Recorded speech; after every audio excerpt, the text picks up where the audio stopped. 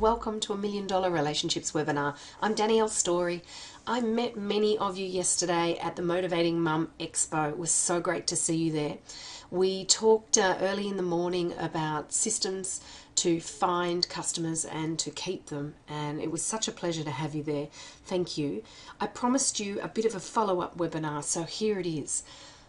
Yesterday we spoke a lot about the ideal model of a business and what holds us back. There was a little bit of discussion about what leaders, and I'm going to cover that again in this next short while, about the role of the leader and how the role of the leader impacts on the business and on the frontline staff, or if you're a one-man band or one-woman band, how you take off your leader hat and put on your hat that says, I'm now focusing on my customers.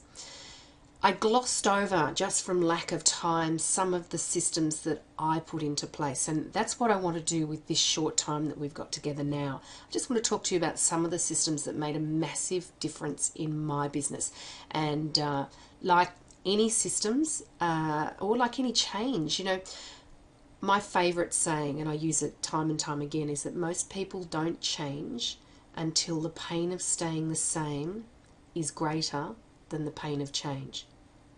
So the pain of staying the same hurts so much more than the need to change.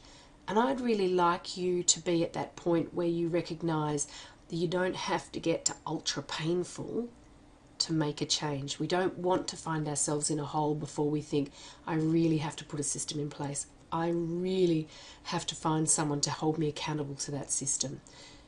In your weeks or your months that are coming up, perhaps in the next 90 days,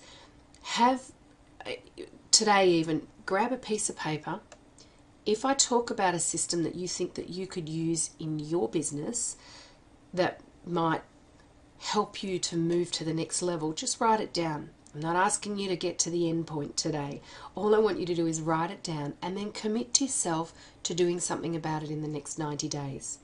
Now, if there are 3 things that you think that you want to do, write them down and commit to do one this 90 days, one the next 90 days, and one the 90 days after that.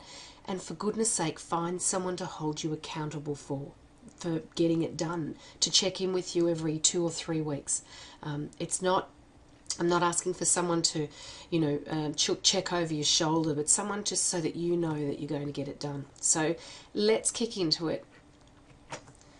Systems save you serious time, energy, money, and stress. Some of the most successful organisations in the world run on systems alone. Look at McDonald's, look at a lot of the fast food chains, all of the franchises. People buy a franchise because they're buying a system. They're buying a series of processes that has been tested and measured and shown to work. And if you are growing your business to franchise state or to the state where you want to sell it to someone, it's not how nice you are, it's not how friendly you are with your customers that's going to get you that money for that business. I mean, yes, they'll get you sales because that's part of being a salesperson. It's the systems that you have in place, the documented systems that someone else can follow, and of course turnover and the recording of that, another series of systems that will dictate how much money you can sell your business for, hand your business over to family for, or whatever it is that you want to do with your business in the future. Let's just recap quickly what I talked about yesterday. Here's the ideal model, and it does look a lot better than it did on the whiteboard.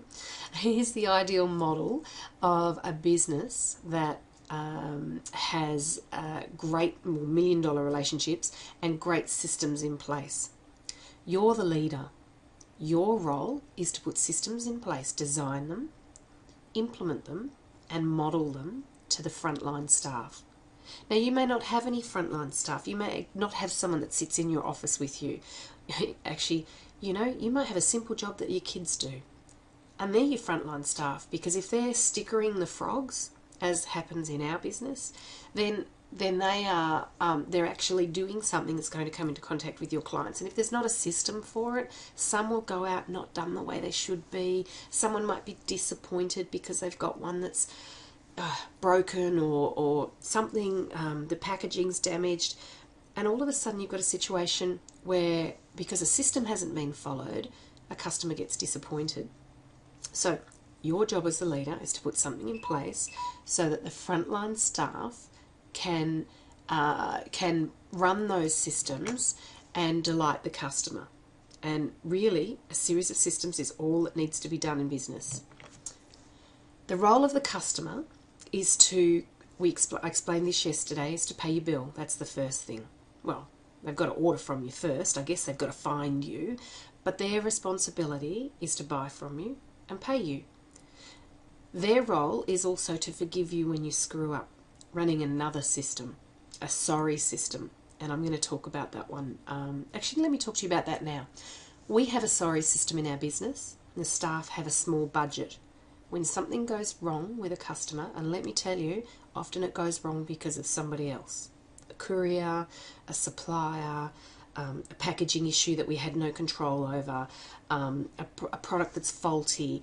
And although those are, let me put it in inverted commas, not our problem, they are our problem because we chose those ways of products reaching our client, or we chose that kind of packaging, or we chose that courier, or whatever it is. So it is our responsibility and it is our problem. So when things go wrong, we need to say sorry properly to our customer. Now, the system goes, take the call, ask the customer, apologise, ask the customer how they'd like it fixed. You know, it's really quite amazing how many people who don't know what they want when something goes wrong.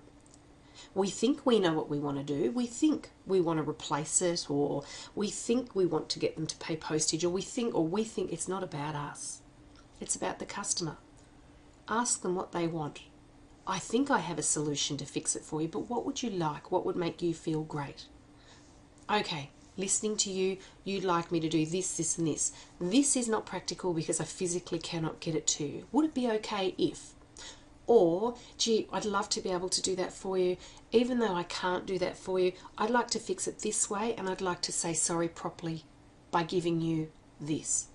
So fixing the problem, finding out what the customer wants, and then hanging up the phone and sending something in the mail. I mean, if you're a strictly online business, I kind of get that you'd like to send an online voucher. My daughter Samantha, we love our online shopping. Sometimes we sit in the office on a very quiet Friday afternoon and spend some of the money we've made during the week online. And she has a shop that she buys from, and the first jumper came with a hole in it. So they asked her to send it back, and they sent her another one with a voucher to pay for the postage and a little bit extra. And she was pretty happy with that. So she spent the voucher and she got another jumper, and this one came with an even bigger hole in it. And she emailed them straight back and said to them, look, you know, this is getting ridiculous. This is the second thing I've had from you and it's got a hole, and I know you replaced it. And they said, yeah, no worries. Look, keep that one. Repair it if you wish. They sent her another jumper without a hole, and they sent her another $50 voucher. And of course she was wrapped and keeps buying from them. She said, I don't care how many broken things I get from them. If they're going to fix my problem and keep rewarding me for going back to them, then I'm going to keep buying from them.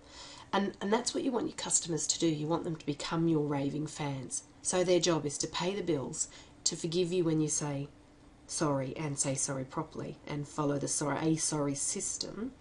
And just as a buy on that, if you're going to put something in the mail, make sure the things that you buy to put in the mail to say sorry properly fit in appropriate packaging.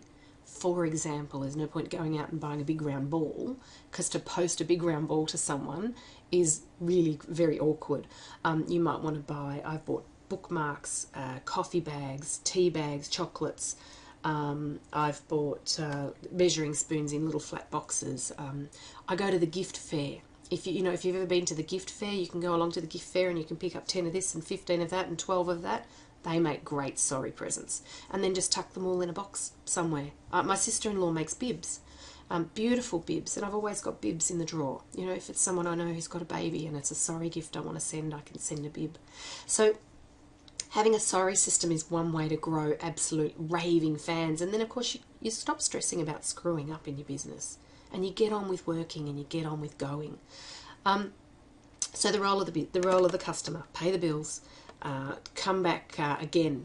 So to come back another time and purchase from you, to forgive you when you screw up, and to refer other people to you. And that's another system. I know a lot of businesses that have got referral systems in place, and they work very well. So that's the role of the customer.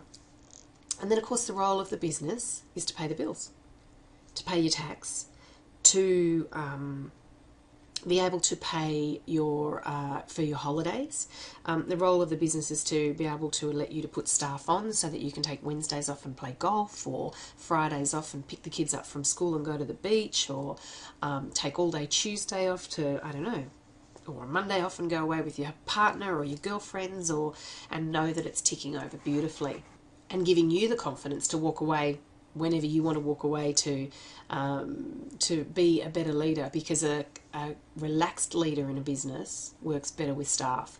And we've all seen stressed leaders, people who do it all and micromanage and far out and exhaust their staff. I'm sure you've worked for someone. I certainly have. But a relaxed leader that has good systems in place, knows how to keep people accountable for getting things done, has a business that runs beautifully. So that's the ideal model. And yesterday we went into the inner self, outer self, and how the systems that you can run for yourself, meditation and all of those things. But I want to stick to business on this one. So I've detailed 4 or 5 systems that have worked really well for me. The first one, because we started talking about networking and exhibiting and sponsoring, is a networking system. I told you yesterday that I was a pretty crappy networker. I was an extrovert. I had to learn how to use the introverted qualities of being listening to people. I had to use the better qualities of really asking great questions and getting informative answers to show me whether or not we were in fact good relationship material in business. Instead of just pitching what I've got and hoping somebody, it's a bit like fishing really, throwing the bait out over the edge and hoping to goodness that a customer will come along and bite the hook. I really had to learn how to become better at engaging with people, really engaging with people. And I did learn it, but just simply asking the right questions at a networking event is not enough. I learned how to prepare for a networking event. I talked yesterday about needing to know who your ideal client is. And, isn't it remarkable? We go, oh yeah, I'm pretty sure I know what my ideal client looks like. Most people really haven't nutted it out to the nth degree. And if you're going to a networking event and you don't know what your ideal client looks like, do you even know if they're going to be there?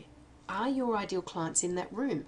Or do they, perhaps if they're not in the room, maybe those people know your ideal client? I was talking to a speaker the other day. I think it was a speaker. Yeah, I think it was a speaker. And they were saying they speak to CEOs and CIOs and financial officers and those people. And it's really hard to get to a networking event where those guys are there. They don't want to talk about motivating their staff. They probably just go to a lot of events and they don't want to talk to speakers. But they don't choose their speakers by meeting them and saying, hey, you're really great, I'd like to book you. They choose their speakers on recommendation from other people. And those other people are usually advisors and lawyers and accountants, and the people that they spend their time holding accountable to or being accountable to, the people that have a wider view of, or an outside view of the business, are often the people that recommend speakers in. And that, to me, that was wisdom. That was really good wisdom. Find out where your ideal client hangs out, and if they don't really hang out anywhere or it's not appropriate, find out who knows them and who could recommend you, and then hang out with those people.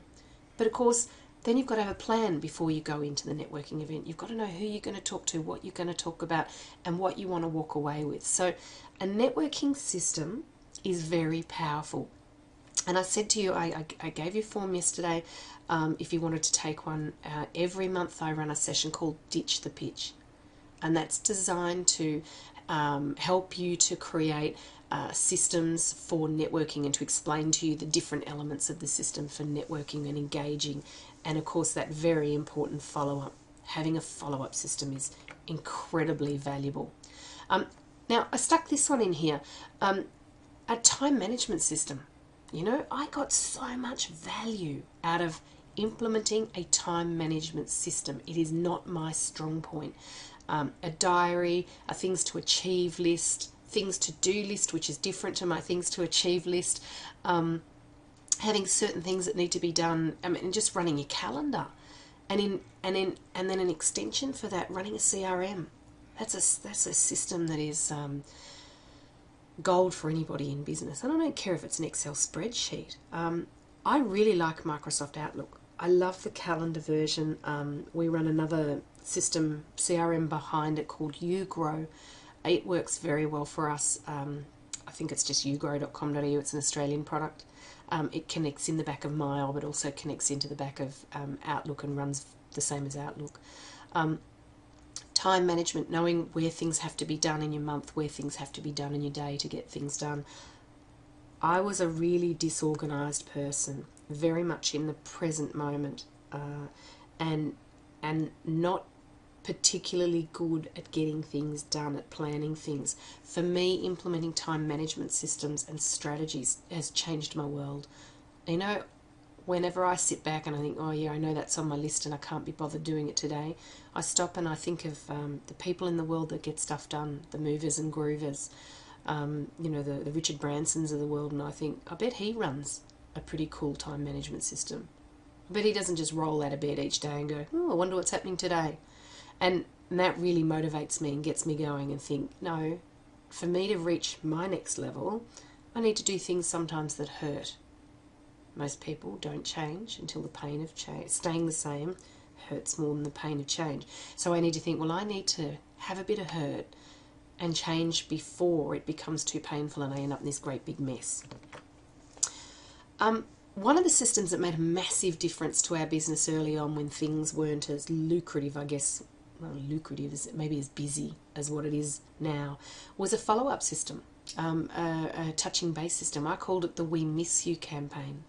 I loved this system. My coach and I came up with this, and it was to touch base with the customers that I hadn't heard from. Now, we all hate cold calling. We hate cold callers. Although my dad quite likes cold callers. I don't quite.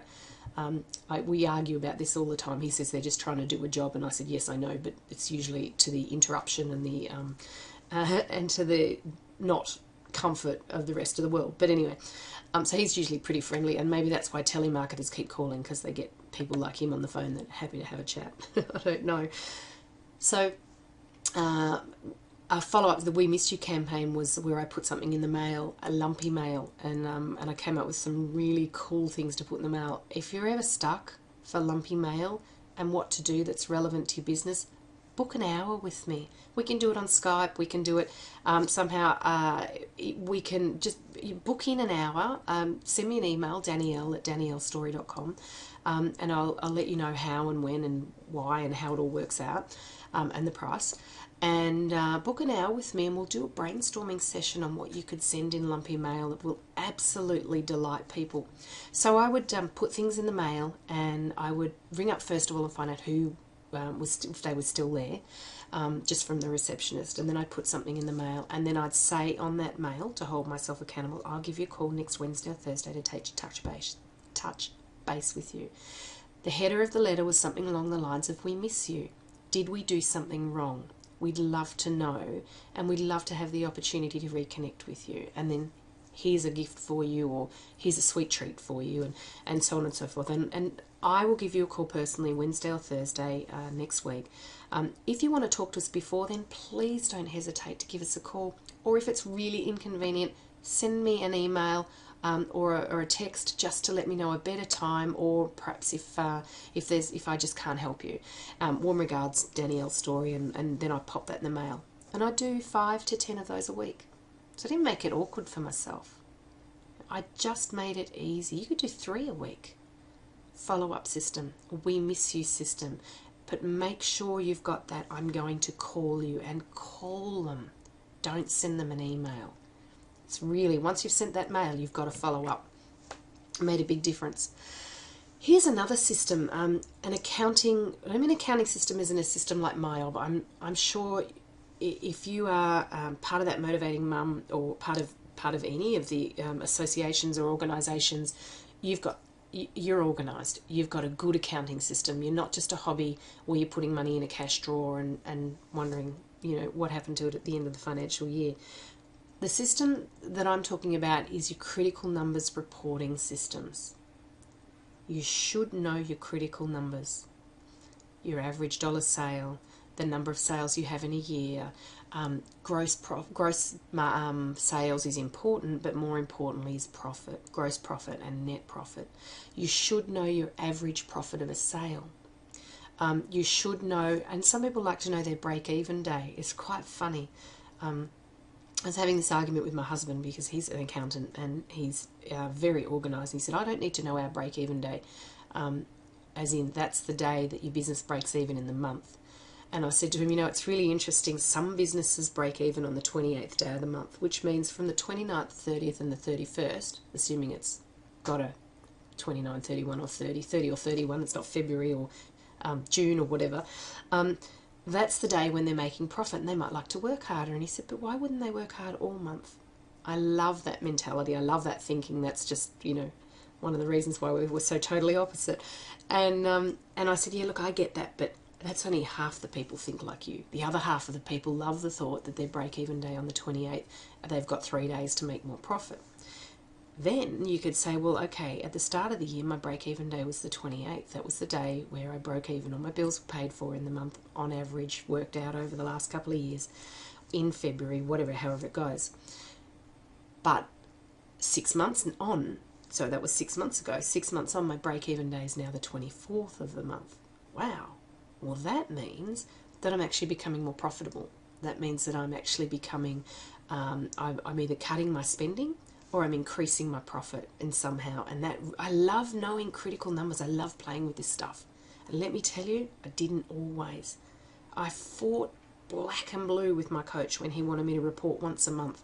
And for about 4 years, he said to me, you need to report this once a week. I'm not reporting it once a week. I don't have time. You need to report this once a week. I'm not reporting this once a week. I don't have time. And so when I started reporting, because he nagged me enough, once a week, what I discovered was really powerful. I discovered that the second week of every month is really quiet. It's always quiet. It always dips. My sales dip, 20, 30% compared to the other weeks. What that meant was that technically I needed a promotion or a marketing campaign in the first week of every month so that I could raise the sales of the second week. Or that second week was the week to focus on, because I didn't have start a month and then I didn't have end a month. And it was just really powerful to report on those numbers. Now, if you're using QuickBooks or Myo, or you're using, one of those other programs, and I know apparently you can do it in Xero as well, throwing your numbers out into a spreadsheet, really quick and easy. And then before you know it, 5 years down the track, you've got 5 years worth of data, and it's so rewarding to see how you've grown. So anyway, my soapbox, I do like to stand up on it and talk about knowing your critical numbers. Please do it. If you don't know how to do it, again, book an hour, we can have a discussion. Find a coach who's critical numbers focused, or talk to your accountant. Most accountants have a package where if you can't do it, they could probably do it for you, or they could show you how to do it. So it will make a huge difference to your business. I spoke really briefly to you about the type of a system, a customer delight system. And I won't go into that too much, but we have in our customer delight system, we have our sorry system, which I explained earlier. We have our transactional delight system, that small thing that goes with the order or with the invoice, depending on where the order came from. And then we have our annual delight system, which is the birthday personally embroidered or engraved product, non-branded from us, thing that goes out, and we choose birthdays because it's amortized across the year, but you can do it annually, amortized. You can do it annually at Christmas or Easter or winter or spring. I never recommend Christmas unless your business is about Christmas. I think there was a wonderful woman I saw with personalised wrapping paper. Obviously Christmas is a great time, but then again, having said that, most people have already bought their wrapping paper by the time you get to Christmas. So spring's a good time. Any of the holidays are good times. The anniversary of your talking to someone. Now, these systems can't just be implemented in 5 minutes. It takes planning. You need to know, who do you want to send things to? How do you want to segment your database? You want to know, how often do you want to send them? You need to know what's your critical numbers. How much can you afford to spend? What's the lifetime value of that client? I created a 12-week audio program, Customer Delight, in just 12 weeks.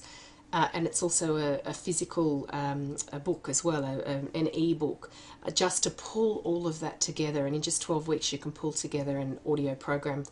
Sorry, you can pull together an audio program if you like. You can pull together a Customer Delight system of your own. But the key is, no matter what you do, even if it's just a lolly frog or a sweet or a minty or a Kit Kat or a bag of sweets, once you start, you have to keep going. You cannot stop unless you're going to go and do something else, because the customer will notice and they will remember. So it's important to put a system in place that you're going to keep going with, regardless of whether it's transactional, a sorry system, or an or even just an anecdotal system, something that you do as you go along. Yesterday, again, I spoke to you about the importance of systems when you're exhibiting, and data collection, how to data collect. There is, Warwick and I have, we've been working in the sponsoring exhibiting space for a few years now, and it never ceases to amaze me the number of people that don't data collect at an exhibiting space or a sponsoring space. They throw money out to the local footy club and then hope that their logo on a board somewhere or on a PowerPoint presentation is going to yield them new customers. Unless you data collect and follow up yourself, no one's going to do that work for you. They've got their own businesses to run.